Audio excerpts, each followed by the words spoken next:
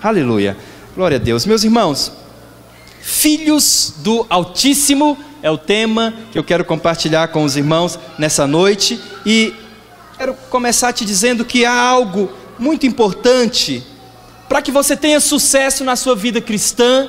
Há algo muito importante que você precisa entender, e é que você é um filho.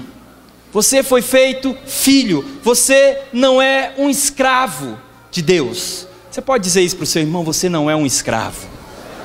Você não é um escravo, você é um filho. A Bíblia diz que aquele que recebeu Jesus foi feito filho de Deus. No livro de João, capítulo 1, verso 12, a Bíblia diz que todos quantos o receberam, deu-lhes o poder de serem feitos filhos de Deus, a saber, os que creem no seu nome. Pergunta para o seu irmão: você crê em Jesus? Se ele diz que crê, ele é um filho de Deus. Filho de Deus. Você creu, você foi feito filho. Todos aqueles que creram foram feitos filhos de Deus. Mas nós vivemos hoje um tempo em que há um número muito grande de cristãos frustrados. Crente, filho de Deus, tem tudo para viver uma vida feliz, completa, plena, mas está vivendo decepcionado, triste. Há muitos filhos de Deus que estão andando por aí nessa situação. Eu já conheci muitas pessoas que tiveram um encontro com Deus, foram acompanhadas, tiveram um consolidador, estavam numa célula cercada de pessoas que amavam ela, que queriam cuidar dela e que estavam cuidando dela, cercada de pessoas que queriam viver junto com elas na vida cristã, queriam ajudar elas a vencer as dificuldades. Mas com tudo isso, mesmo assim, mesmo com tudo que Jesus conquistou na cruz, para elas ainda vivem uma vida cristã triste, descontente, vive frustrado, acabam em algum momento desistindo de caminhar com o Senhor, acabam desistindo de andar com o Senhor. E se nós perguntarmos: pastor, por que tem tanta gente vivendo assim, desanimado? Por que tem tanta gente vivendo nessa situação? Se nós perguntássemos para algumas pessoas, nós poderíamos ter várias respostas. Uma delas seria: é porque essas pessoas não têm fé, essas pessoas estão desistindo de andar com Jesus, essas pessoas estão dentro da igreja, mas estão vivendo essa vida cristã mal, triste, vivem frustrados, entrando em depressão, suicidando-se. Elas estão assim porque elas não têm fé, falta fé para essas pessoas. Outros diriam: não, é que elas são desobedientes, e elas estão vivendo assim porque desobedecem ao Senhor. Se elas obedecessem, elas seriam bem-sucedidas na vida cristã. Outros diriam: falta santidade, é porque vive em pecado, é porque não é santo. Se fosse santo, não teria essa postura. Tem ainda aqueles que diriam: o problema é falta de batalha espiritual. Essas pessoas precisam aprender a expulsar o demônio. Essas pessoas precisam aprender a fazer autolibertação. Esse é o problema. E ainda tem aqueles que diriam: o problema é a falta de cura interior. Essas pessoas têm problema na alma. Isso aí, elas estão assim vivendo frustradas, é porque estão magoadas com alguém, é porque não liberou perdão sobre a vida de alguém, precisam de cura interior. Tem ainda aqueles que diriam: falta é discipulado, falta serem acompanhadas, falta serem discipuladas. Estão numa igreja que fala que vão fazer discípulo, mas não são acompanhadas. E outros ainda diriam: elas precisam de ser libertos, precisam de ser cheios do Espírito Santo. O problema dessas pessoas é que elas não são cheias do Espírito Santo. Elas estão vivendo assim, decepcionadas, frustradas, estão entrando em depressão, porque falta a unção do Espírito. Não tem vida de oração, de jejum. Deve ser isso. É porque estão sem fazer nada. E provavelmente todas essas possíveis respostas, todos esses fatores têm alguma coisa a ver, ele tem sua importância, mas eles não explicam realmente porque que muitos crentes, muitos cristãos, muitos nascidos de novo estão vivendo vazios, apáticos. Uma vida cristã que não é uma vida que foi feita para o filho. A verdade é que muitas pessoas fazem todas essas coisas que eu falei e mesmo assim estão vivendo triste, dentro da igreja, sendo filhos de Deus, tendo tudo para ser feliz. E eu creio que esse é o fator que está na raiz do problema. Entenderem que são filhos, conhecer o Pai, conhecer ao Pai, que elas precisam é ter revelação do amor do Pai. Essa é uma chave para a vida cristã abundante. E aí quando eu falo de conhecer o Pai, eu não estou falando de Jesus ou do Espírito Santo. É claro que é muito importante um relacionamento íntimo com o Espírito Santo. É muito importante viver uma vida de adoração ao Senhor Jesus. Muito importante, mas sobretudo nós precisamos conhecer a Deus como Pai. Fala para o seu irmão, você precisa conhecer a Deus como um Pai. Jesus disse, eu sou o caminho, a verdade e a vida, João 14,6. Jesus não disse, eu sou o destino. Não, ele disse, eu sou o caminho. Eu sou o caminho que leva ao Pai. Eu sou o caminho, a verdade e a vida. Ninguém vai ao Pai, senão por mim. Jesus veio e Ele é o caminho que leva ao Pai. No capítulo 17, verso 3 de João, na sua oração sacerdotal, ele diz, e a vida eterna é esta, que te conheçam a Ti. A vida eterna é essa, que te conheçam, Pai. Estava orando ao Pai e falando, a vida eterna é conhecer ao Pai. Então, na vida da igreja, há muitas pessoas que não conhecem Deus como Pai, não conhecem o Pai que tem, e aí eles vivem uma vida triste. Na vida deles a figura paterna está ausente.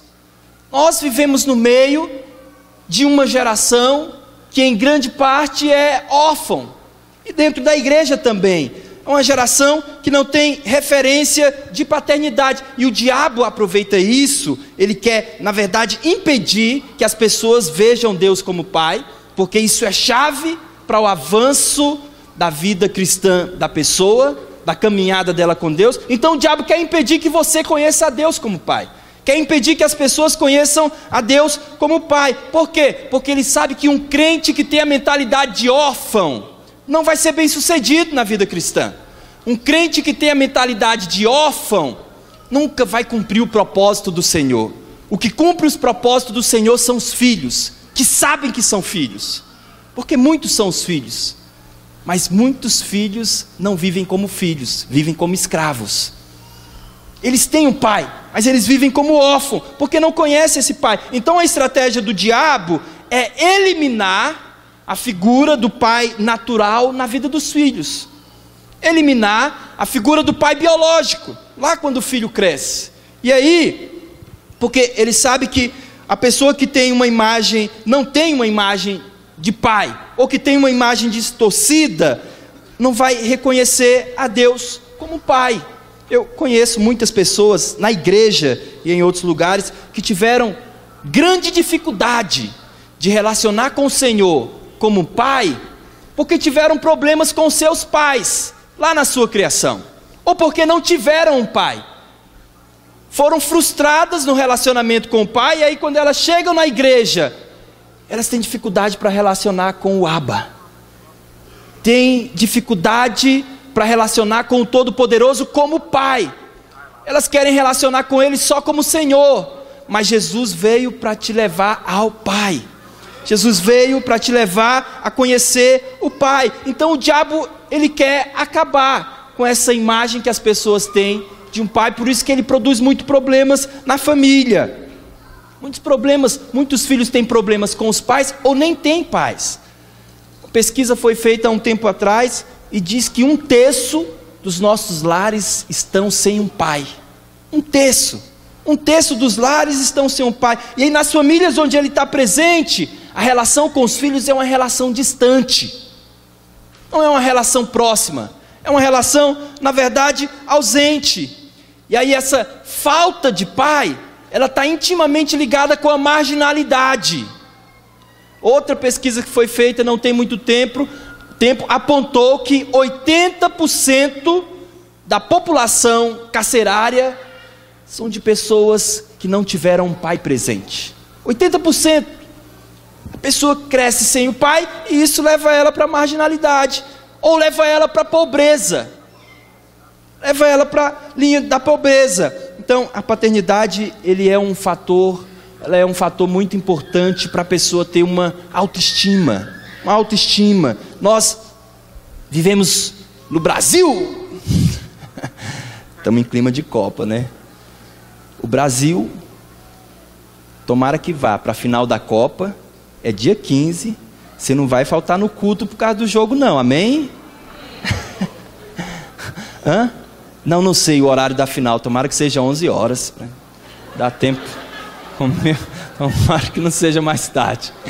Nós vivemos no Brasil, que é um país tido como um país afetuoso. É um país onde todo mundo se abraça. Ah não, o Brasil é diferente. O Brasil, o vizinho acorda e dá bom dia para outro vizinho. E aí tem pessoas que já foram lá para o exterior e eles falam: nossa, lá é diferente demais, as pessoas nem olham na sua cara, as pessoas te rejeitam. Não, o Brasil é diferente, o Brasil abraça todo mundo.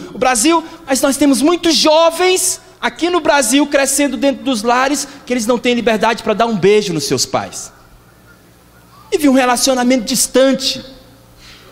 A função que muitos pais ainda hoje veem, a função dele como pai é só de sustentar a casa. Ele pensa, é a forma dele transmitir o amor. Não, vou dar sustento, vou dar comida. Não dá um abraço, não dá um beijo. E aí isso vai formando algo no interior dessa criança. E quando ele chega na igreja e ele aceita o Senhor Jesus, e nós dizemos para ele: você agora é um filho de Deus, tem uma certa repulsa para relacionar com o pai, porque o pai dele não era um pai presente, o pai dele era um pai ausente, e isso acaba por produzir um problema de identidade. E a identidade adequada, ela é base para toda uma vida espiritual bem-sucedida. Então diga para o seu irmão: meu irmão, você tem um pai. Fala para ele: você não é fruto do acaso. Não é. Você não é um acidente. Não é. Por mais que o diabo em algum momento queira dizer isso na sua mente, não é verdade. Não é verdade. Você não é um acidente. Você não é só um resultado de alguma relação. Não. Você existe porque Deus te criou. Porque Deus pensou em você antes de você nascer. Deus planejou e pensou em algo para a sua vida. Você tem uma identidade específica. Você é um filho de Deus. Mas até que você descubra isso e tenha clareza disso, não poderá relacionar-se bem com o Senhor. Não poderá ter um bom relacionamento com o Senhor. Romanos capítulo 8, verso 15. A Bíblia diz: porque não recebestes o espírito de escravidão. Fala aí para o seu colega: você não recebeu o espírito de escravidão. Porque não recebeste o espírito de escravidão para viverdes outra vez atemorizados, mas recebestes o espírito de adoção. Uma melhor tradução para essa palavra adoção seria: recebeste o espírito de filiação. Recebeste o espírito de filiação, baseados no qual clamamos: Abba, Pai. Infelizmente muitos ainda vivem debaixo de escravidão. Tem um relacionamento debaixo de escravidão. Eles não vivem como filhos, eles vivem como escravos, cheios de medo. O relacionamento com Deus é um relacionamento baseado no medo. Se eu errar, eu vou ser fumegado.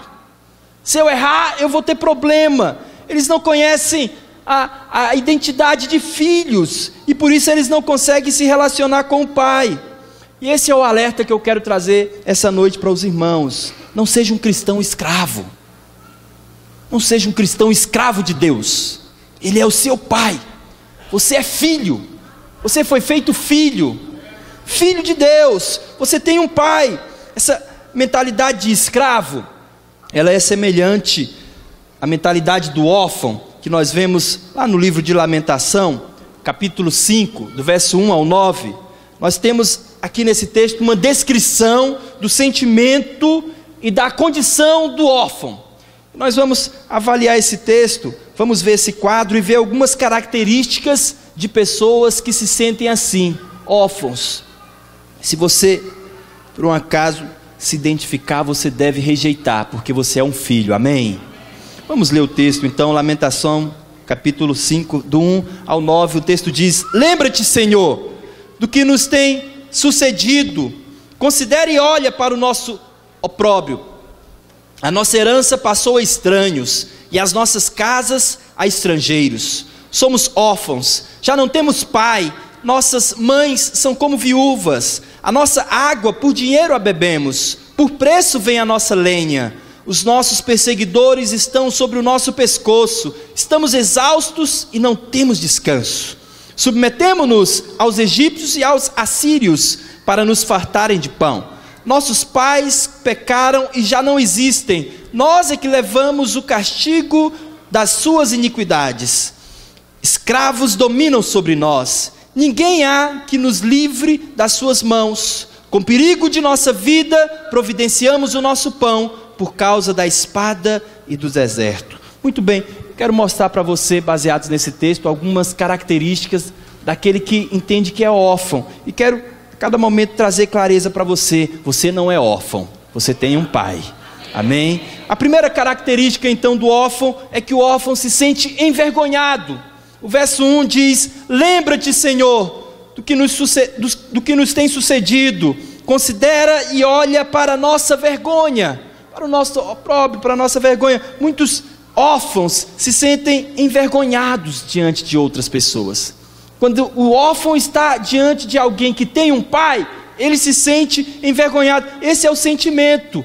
Ele se sente fora da bênção. É o sentimento que o órfão tem. No Velho Testamento, a figura do pai, ela era símbolo da aliança do povo de Deus, do povo que Deus tinha com o povo. E naturalmente, aquele que não tinha um pai, ele se sentia fora da aliança, se sentia órfão. Toda criança sem pai se sente menor que as outras. Eu fui uma criança, na minha infância, eu procurei ser alguém responsável, ser alguém bem comportado, mas por causa da ausência de um pai na minha vida, muitas vezes eu me sentia menor que os outros alunos, que os outros colegas da escola, porque eles tinham um pai para recorrer, e eu não tinha. E aí eu fui crescendo e precisei subjugar essa situação para conseguir avançar na minha vida. Mas é assim que o órfão se sente, menor que o outro. Eu fui criado pelos meus avós. Meu avô é uma bênção, por sinal, já saiu da UTI, aleluia, saiu ontem, já está no apartamento e está previsto para amanhã já receber alta e voltar para Caldas Novas. Glória a Deus. Eu estive lá na terça-feira com ele e os médicos falando que ele ia ficar mais 21 dias só na UTI. No sábado ele já saiu, já vai sair até do apartamento. O Senhor é bom. Eu fui criado pelo meu avô. O meu pai, que nós temos orado, ele tem 89 anos, é porque ele é o meu avô. O meu pai mesmo deve ter uma idade menor. Eu não conheço ainda meu pai biológico. Isso foi um problema para mim. Hoje eu sou resolvido com isso, né? Eu até brinco com os irmãos que uma hora dessa eu encontro ele por aí, quem sabe, não é? Muitas posses. A verdade é que eu já tenho um pai que tem todas as posses, o Todo-Poderoso. Ele é muito rico e me faz riquíssimo, aleluia. Mas eu fui muito bem criado pelo meu avô. Mas o meu avô, ele procurava me dar o melhor. E naquela época de muita pobreza, ele saía, viajava para trabalhar e ficava 4, 5 meses trabalhando para trazer o sustento para nossa casa. Era a forma que ele tinha de cuidar de nós e de comunicar o amor a nós. Só que eu não tinha um pai ali presente, como outros colegas da minha idade tinham. Então isso produziu em mim essa sensação de tristeza, de vergonha. Então, quando um cristão não conhece a Deus como pai, ele vive com essa situação, com essa sensação, como se ele fosse órfão, ainda que não seja. Se ele creu no Senhor, ele é filho. Mas quando ele não conhece o pai, ele vive como se fosse órfão. Ele não se sente debaixo da aliança.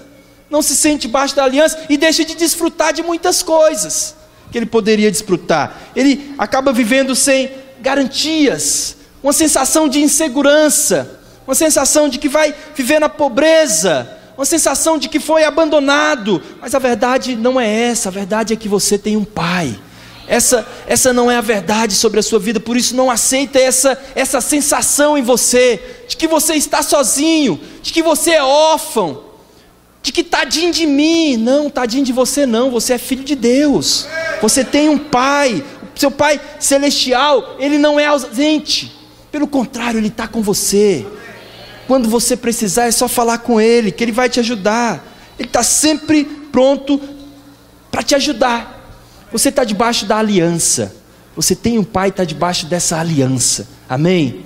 Não é órfão. A segunda característica do órfão: órfão não tem herança. Ele sente que não tem herança. O verso 2 diz: a nossa herança passou a estranhos, e as nossas casas a estrangeiros. A herança, ela é um fator muito importante na vida, porque ela serve para o filho prosseguir adiante. O filho que tem um pai para lhe dar uma herança, ele sai na frente dos outros que estão na mesma disputa que ele. O filho que está subindo os degraus da vida, e o pai dele tem uma herança para colocar ele já num degrau mais acima, ele tem vantagem com aquele que não tem pai e está lá embaixo. O órfão, ele se sente assim, lá embaixo, sem herança, sem alguém que vai dar uma condição para a partir dali ele já avançar. E quando um crente não conhece a Deus como pai, ele acaba se posicionando como órfão e não desfrutando da herança que o Senhor tem para ele. O Senhor tem heranças grandiosas. Você foi feito filho de Deus. Aí, quando ele não se vê como filho, como participante da herança, todo pedido para ele é grande demais. Todo pedido que ele vai fazer é grande demais. Ele na verdade tem um sonho de ter uma casona. Ele pede aumento de um barraquinho em Deus, porque ele está pedindo é para o patrão dele, não é para o pai. Senhor, me dá pelo menos um carrinho assim, mas o sonho dele mesmo é de ter aquele carrão. Você pode pedir, você é filho. O que é do seu pai é seu, é seu. O que fica? Quem não tem herança fica pensando, é que eu não mereço. Eu não mereço. Fica ligado nisso. Fica sempre olhando, será que eu mereço? Mas a Bíblia diz, Romanos 8, capítulo 8, verso 17: ora, se somos filhos, somos também herdeiros, herdeiros de Deus, co-herdeiros com Cristo. Fala para o seu irmão, você é herdeiro, junto com Cristo. O que você imagina que é a herança do Senhor Jesus? O que você imagina que é a herança do Senhor Jesus? A Bíblia diz que você é herdeiro junto com Cristo, co-herdeiro. Imagina, pastor Wendel tem 2 filhos, e ele vai estar com o Senhor, Deus o livre e guarde, junto com a sua esposa. Ele vai estar com o Senhor. Tem o João Pedro e a Ana. Quem vai receber mais herança? A Ana, porque é menor, vai receber só 10%, sim ou não? Não, é o mesmo tanto, não é? Para os 2 filhos, Carlos, que entende dessa área. A Bíblia diz que você é herdeiro junto com Jesus. Meu Deus, que coisa é essa? O que Jesus tem de direito como filho eu também tenho. É isso que a Bíblia diz. Co-herdeiro com Cristo, herdeiro de Deus, filho de Deus. Outro dia nós estávamos no encontro, semana passada, o Cláudio estava pregando a primeira ministração, e ele dando o exemplo de um fazendeiro muito rico, muito próspero, que ele tinha 2 filhos, e ele pulou a cerca, e fez um outro filho lá, uma mulher, mas ele, como era muito rico, ele ficava dando uma boa pensão para essa mulher não contar a verdade, para não destruir a família dele, dizia ele, né? E esse outro filho dele, que cresceu, foi mexer com drogas, e roubar, e fazer tudo que é errado, e aí chegou um tempo que esse fazendeiro morreu, e os 2 filhos deles, médico, e o outro engenheiro, estudado, e foram lá para requerer a herança. E aí quem que aparece? O terceiro filho. O terceiro filho que não ajudou o pai em nenhum momento, os outros 2 ajudou o pai a ficar rico. O terceiro filho que não estudou, não deu nenhuma ajuda, só ficou roubando e mexendo com droga. E agora ele chega e quer herança também, porque ele é filho. E o fazendeiro, antes de morrer, foi lá e registrou ele. Só não queria que ninguém soubesse, mas ele tinha o mesmo sobrenome. Era filho. tinha direito do mesmo jeito. Veja, o que eu estou falando é que não importa o que você fez. A Bíblia diz que você é herdeiro junto com Cristo só porque você é filho. Você precisa entender isso, porque quando você entende que é filho, você se enche de ousadia para desfrutar da herança.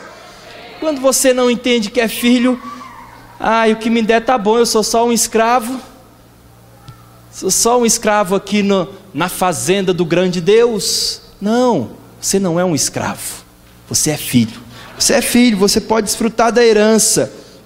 Nós começamos a vida cristã pela graça. Nós aceitamos o Senhor Jesus, recebemos o Senhor Jesus pela graça, e devemos continuar vivendo a vida cristã pela graça. Você não tem que relacionar com o seu pai pelo merecimento. Não é assim que os filhos se relacionam com o pai. Mamãe, mereço, pode me dar de mamar. Não, não é não. Ele até morde às vezes a mãe dele, mas ela continua dando mamar. Não é pelo merecimento. Pai, eu mereço morar na sua casa, eu mereço que o Senhor pague uma faculdade para mim. É assim que os filhos fazem?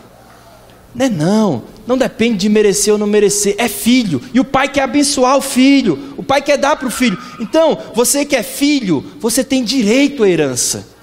Nós precisamos relacionar com o Senhor assim, nessa ousadia de filhos, a ousadia de filhos. Imagina comigo, você trabalhando numa empresa, e já trabalhou 2 anos, ainda não tirou férias. Então, você tem o direito de chegar no seu empregador e pedir para tirar 30 dias de férias, sim ou não? Sim?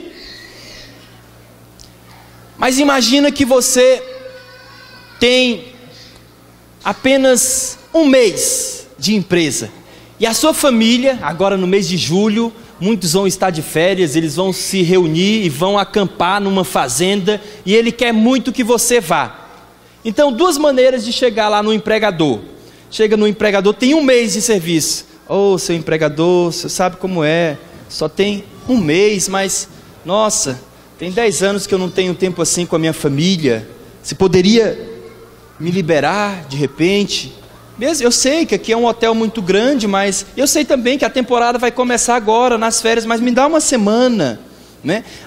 Esse é o pedido do que trabalhou só 1 mês. Aí tem outro que já trabalha 2 anos, as férias é um direito dele. Como é que ele chega para pedir? Patrão? Não é que ele chega obrigando o patrão, não, mas ele chega conversando como que tendo direito. Chefe, você sabe, 2 anos aí, eu preciso descansar um pouco, senão eu não vou render bem. Faz o seguinte, me dá só 1 semana, eu volto para a temporada, depois você me dá os demais dias das minhas férias, tá? Estou falando que você vai chegar em Deus como que chega num patrão. Não é assim. Mas quando você sabe que tem direito à herança, você chega com ousadia para pedir. Você não tem medo. Lembra daquela canção? Tudo que Jesus conquistou na cruz é um direito nosso, é nossa herança. É um direito, não é um direito conquistado por você. Então você não chega como que para exigir, mas é um direito que foi conquistado por Cristo. Você chega como que tendo direito. Tem direito à herança. Você precisa ser cheio de ousadia para pedir para o Pai. O Pai quer te dar, o Pai quer te abençoar. Quando nós assumimos essa posição de filho, nós não vamos mais ter vergonha de pedir. Nós vamos ter ousadia. E o nosso Pai é bom. Nosso Pai é bom e gosta de nos dar, aleluia. Um exemplo, talvez os irmãos já tenham ouvido. Um pastor, ele tinha 3 filhos biológicos. 3 filhos, ele adotou mais 7 filhos, aleluia, mais 7 filhos adotados, então ele tinha 10 filhos, junto com ele formava um time de futebol, né? Já que nós estamos na época da Copa. Tinha 10 filhos, e ele conta que ele nunca conseguiu os filhos adotados olhassem para ele como os filhos biológicos dele, os filhos naturais, não é? Todos eram filhos, ele registrou a todos, mas ele disse que os meninos, os biológicos, os filhos naturais dele, faziam tudo quanto é pedido ousado. Ele falava assim: papai, me dá um helicóptero. Ele viu o helicóptero passando, me dá um helicóptero. Não, meu filho, papai não tem condição de comprar um helicóptero, não. Não, papai, paga com cartão.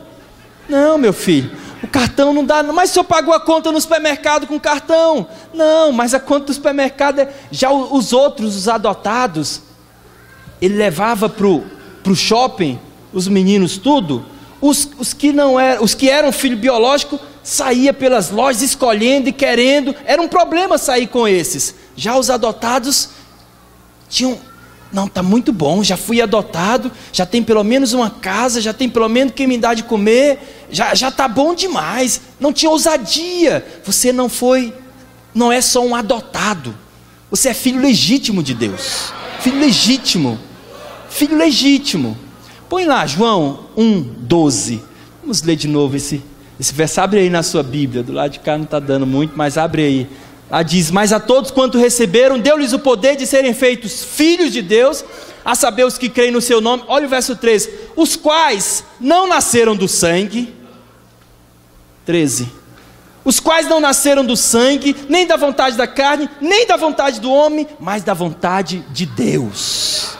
Você é um filho, a vontade de Deus foi te fazer filho. Então tenha ousadia de pedir como filho, de desfrutar da herança. Vamos acelerar, vamos já para o terceira característica. Terceira característica do órfão é que o órfão não tem descanso.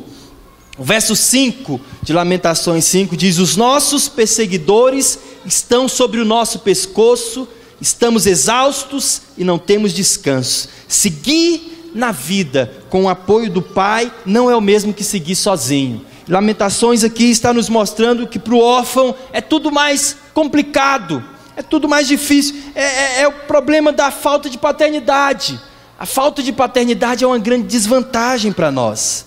Pastor, o que é andar no descanso? Andar no descanso, quando nós falamos de andar no descanso, nós estamos falando de você andar confiante na obra consumada de Jesus na cruz. João capítulo 19, verso 30 diz que quando pois Jesus tomou o vinagre, disse: está consumado, e inclinando a cabeça rendeu o espírito. Pouco antes de Jesus morrer na cruz, ele gritou uma palavra que em grego é tetelestai. Estava dizendo: está feito, está completado. A obra foi feita completamente. É como se ele tivesse assinado um documento importante que era o nosso escrito de dívida. Pagou toda a dívida. Ele estava gritando: toda a dívida foi paga, paguei toda a dívida. Foi isso que ele quis dizer, que a obra da reconciliação estava completa. Quando Jesus morreu na cruz, ele recebeu todo o nosso pecado, toda a punição pelo nosso pecado, toda a punição pela nossa injustiça, e ele nos deu a sua justiça. Veja bem, enquanto você não crê em Jesus, você ainda desfruta da punição pelos seus pecados, mesmo que ele tenha pagado por elas. Mas quando você crê, aí você recebe a justiça dele. Ele já pagou. Quando você crê, o crer é a chave. Você crê em Jesus, reconhece como seu Senhor e seu Salvador, aí você recebe a justiça de Deus, e aí você pode andar no descanso. Você pode andar no descanso, por quê? Porque você é um filho amado. Você sabe que nada do que você fizer vai fazer com que Ele te rejeite. Nada do que você fizer vai fazer com que você deixe de ser filho. Não, você é um filho e vai continuar andando no descanso. A Bíblia diz que o Senhor tem por nós um amor eterno. Aleluia.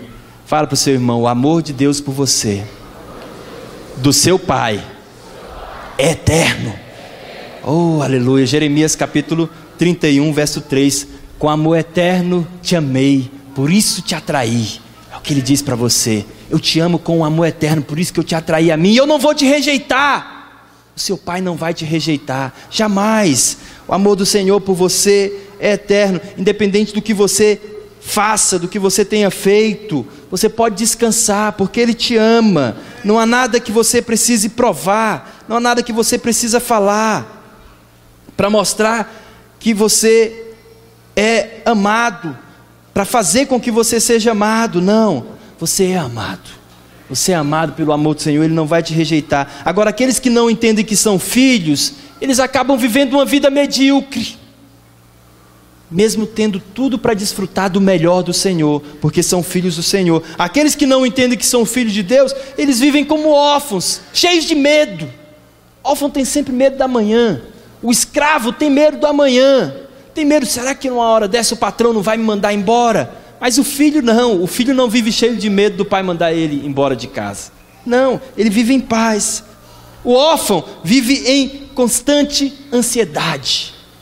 Não consegue ter paz, não consegue ter descanso. Mas aqueles que possuem um pai, eles vivem tranquilo, eles vivem no descanso. Esses são os que confiam no Senhor, os que enxergam ao Senhor como Pai. Aleluia. Quantos estão comigo? Diz amém. Aleluia. Segura aí um pouco mais, não movimenta muito ainda não. Já já nós vamos acabar. Eu ouvi uma história que ilustra muito bem, história do pastor Nilson, ouvi do pastor Luísio. O pastor Nilson, quando ele era criança, o pai dele ia para o rio pescar e levava ele, junto com muitos amigos. Eles iam para a pescaria e levavam os filhos, não é? E os amigos dele falavam assim: esse rio aqui é cheio de sucuri, esse rio aqui é perigoso demais, tem crocodilo, esse rio é muito perigoso, se cair na água é perigoso não sair de dentro dela. Por que que aqueles pescadores falavam isso para as crianças? Eles falavam isso para os meninos não ficar pulando na água enquanto eles pescavam. Ou então falavam só por maldade. Às vezes a gente fala umas coisinhas assim para as crianças. Eu não falo mais não, eu falava às vezes umas historinhas de terror para os meninos, né?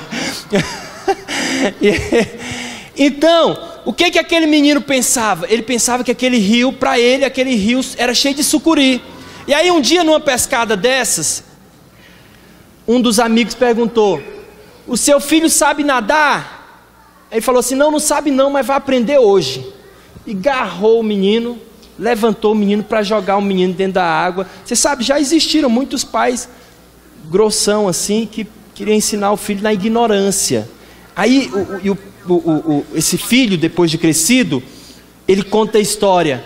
Naquele momento ele parou e olhou para o pai dele que tinha levantado ele e falou assim: ele não vai me jogar, ele não faria uma coisa dessas comigo. E falou com ele mesmo: se ele me jogar, ele não é mais meu pai. E aí o pai jogou, e ele até sabia nadar, porque ele tinha aprendido na piscina, mas só que lá no meio daquele rio, ele entendia que a sucuri estava vindo, porque para ele era cheio de crocodilo, e começou a se debater, e afundar, e se debater, e nadou, mas aquilo produziu uma ferida tão grande nele, que depois de convertido, ele não confiou mais no pai. Ele falou: eu não posso confiar em ninguém, eu não posso, esse homem, que era a pessoa que eu confiava, fez o que ele fez comigo, eu não vou confiar mais em ninguém. Ele viveu a vida sem confiar nas pessoas, e ele veio, se converteu, aceitou Jesus, e aí ele teve que reconciliar com o pai.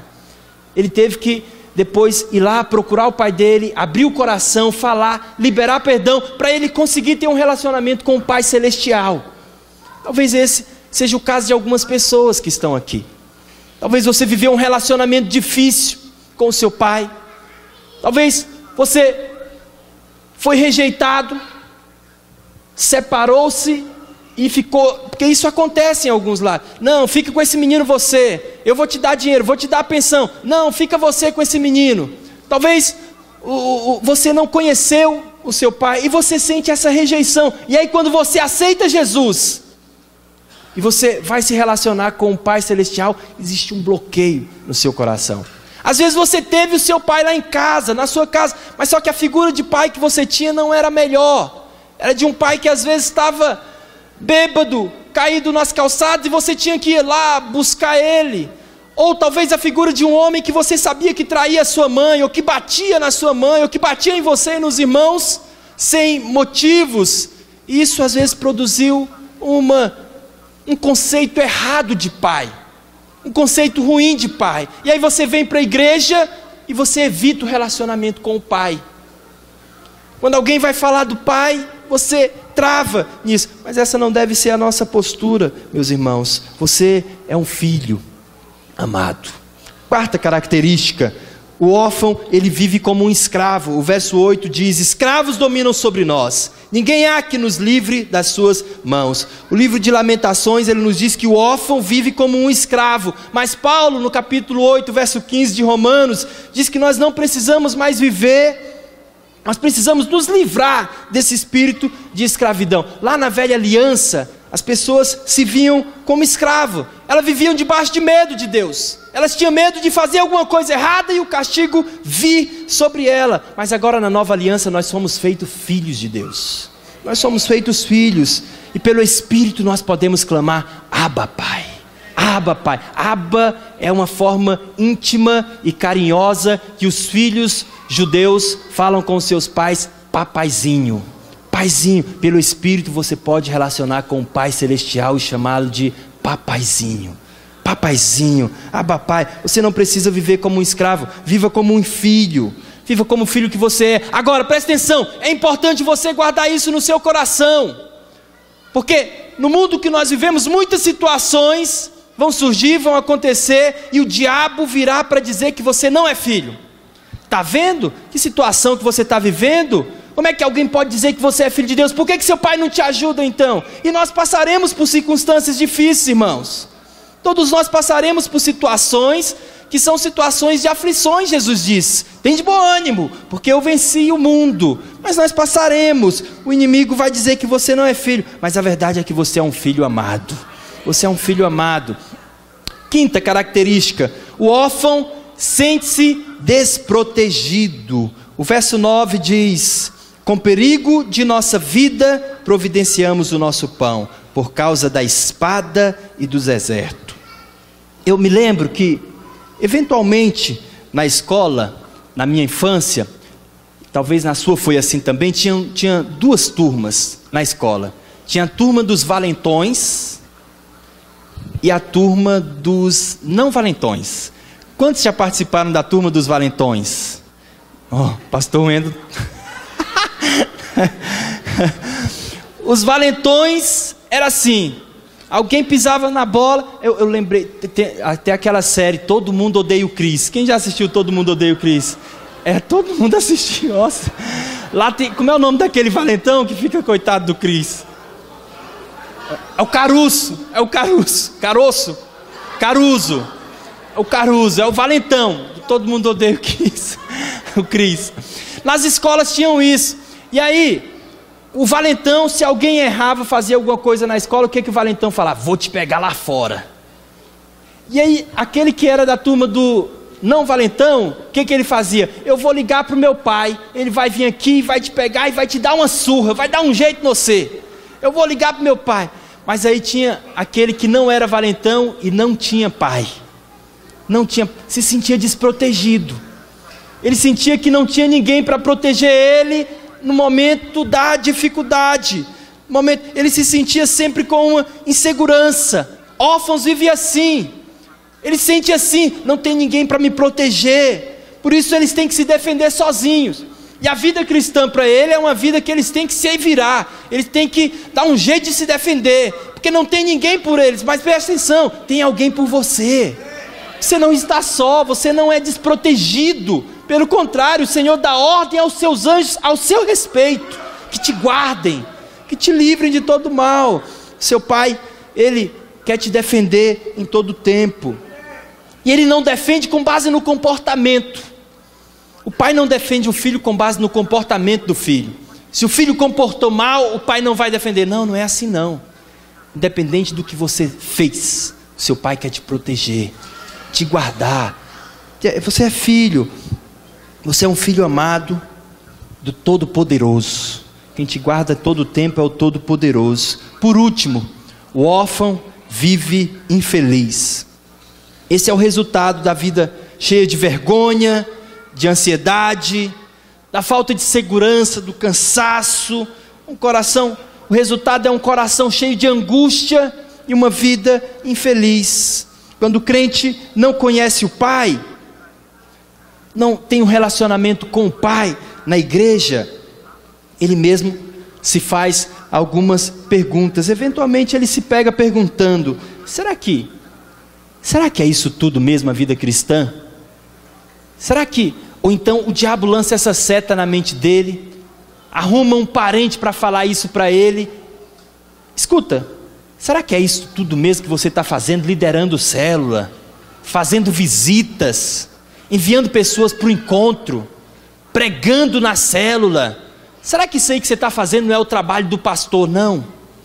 E aí quando ele não se sente filho, quando ele não se sente que está na obra do pai dele, mas ele se sente um empregado, ele pensa, é mesmo, rapaz, será que eu não estou investindo minha vida no lugar errado mesmo? Será que eu estou fazendo o que é certo? Será que eu não estou perdendo o meu tempo? Por que ele cai nessa cilada do diabo? Por que ele aceita essas setas na mente dele? Porque ele não se vê como filho. Ele não se vê. Aí ele sai para fazer uma visita e alguém diz, você está fazendo um trabalho do pastor. Mas o que a Bíblia diz é que todos nós somos ministros. Todos nós somos sacerdotes. Você que está cuidando de vidas, você está fazendo a obra do seu pai. Você está cuidando do que é do seu pai. E o que é do seu pai é seu. Está cuidando das suas coisas. Então, eles se fazem essas perguntas porque não se sentem filho. Mas, meu irmão, presta atenção. A Bíblia diz que Deus se fez homem na pessoa de Jesus Cristo para te entender, para cuidar de você.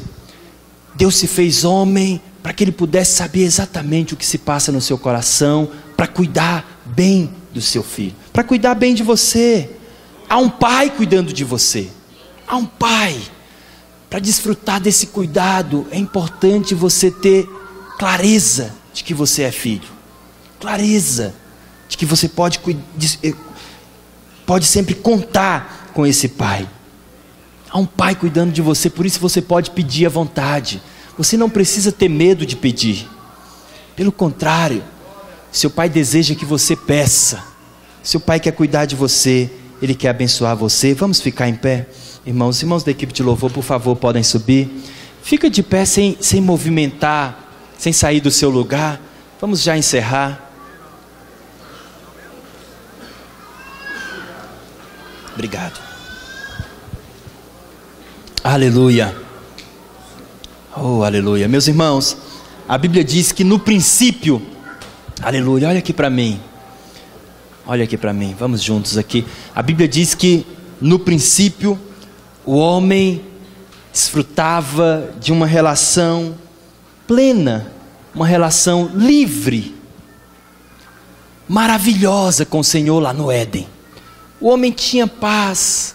O pai dele ia lá por volta da viração do dia, diz a Bíblia, para estar com ele. Ele era definido, ele tinha a identidade do filho. Presta atenção. Ele tinha a identidade de filho, por isso ele vivia a vida abundante. Ele vivia uma vida abundante com o Senhor. Mas aí nós conhecemos a história. O homem caiu em pecado e por isso morreu espiritualmente. Mas além de o pecado ser um ato de desobediência, o pecado foi um ato também de recusa à paternidade.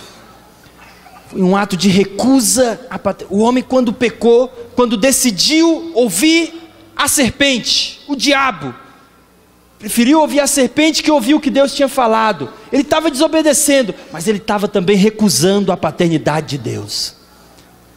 E aí, a partir daí, o homem nasce e não é mais chamado de filho de Deus. O homem nasce e é chamado de criatura de Deus. Foi criado por Deus, mas o Senhor não desistiu. O homem perdeu a filiação, mas o Senhor não desistiu. O Senhor enviou o seu único filho, por me amar e por te amar. Adão falhou lá atrás. Nós nascemos como criaturas de Deus, não éramos filhos, mas Jesus veio para ser o caminho que nos leva ao Pai. Jesus veio para nos levar de volta ao Pai. Sabe, em primeiro lugar, Jesus não veio para te livrar do inferno. Em primeiro lugar, Jesus não veio para te levar para o céu. Em primeiro lugar, Ele veio para te fazer filho. Eu sou o caminho, a verdade, a vida. Ninguém vai ao Pai. Ele veio para revelar o Pai para você. Nós precisamos conhecer Cristo. Precisamos relacionar com o Espírito Santo. Precisamos adorar o Senhor Jesus. Mas sobretudo, nós precisamos relacionar essa terceira pessoa da Trindade, ou a primeira. Precisamos nos relacionar com o Pai. Você precisa ter revelação de que você é um filho. Se você não avançar nessa revelação, você não vai conseguir viver uma vida cristã plena. Plena, ser bem sucedido na vida cristã, ter uma vida satisfatória. Você vai viver cheio de ansiedade, de frustração, porque você vive só como um empregado. Não, que não seja assim com você, meu irmão. Você que creu no Senhor Jesus, você foi feito filho de Deus. Viva e relacione-se com o Pai como um filho. Antes de encerrarmos, eu quero orar. Talvez seja o seu caso. Talvez você está aqui nessa noite e você teve alguma dificuldade no relacionamento com o seu pai natural. Ou talvez você nem teve um pai biológico. Talvez você o conhece, mas não teve ele em casa, como um pai presente. Talvez você é um que se sentiu rejeitado pelo seu pai, seus pais. Se sentiu rejeitado. Isso causou em você, em seu coração, um sentimento de frustração. Isso pode dificultar o seu relacionamento com o Senhor. Talvez você na sua casa, você cresceu em um lar onde o seu pai batia na sua mãe, ou lhe batia de forma errada. Talvez você cresceu num lar cheio de frustração. Eu quero te convidar a vir à frente nessa noite. Os nossos irmãos vão orar por você.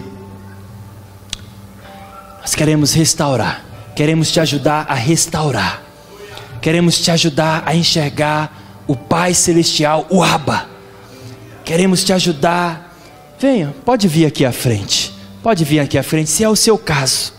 Se é o seu caso, nossos irmãos líderes vão nos ajudar.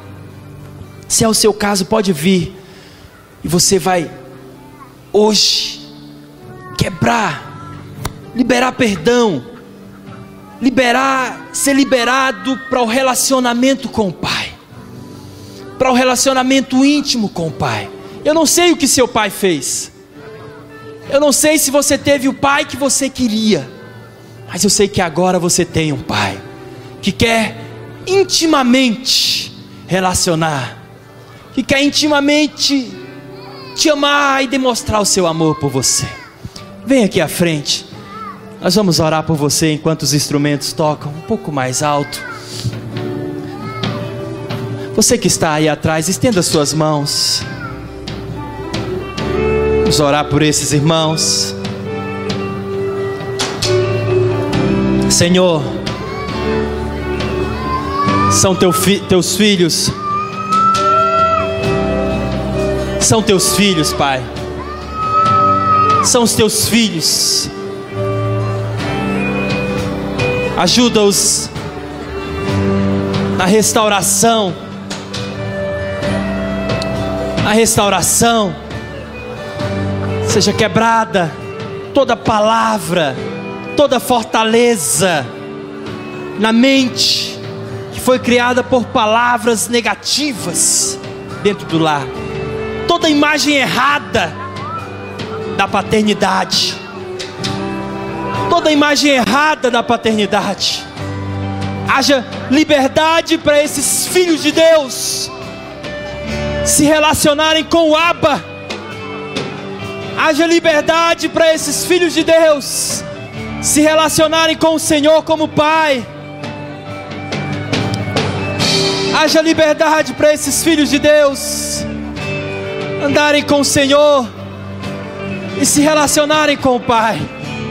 Senhor, no nome de Jesus, põe a tua mão sobre esses corações, sobre essas vidas.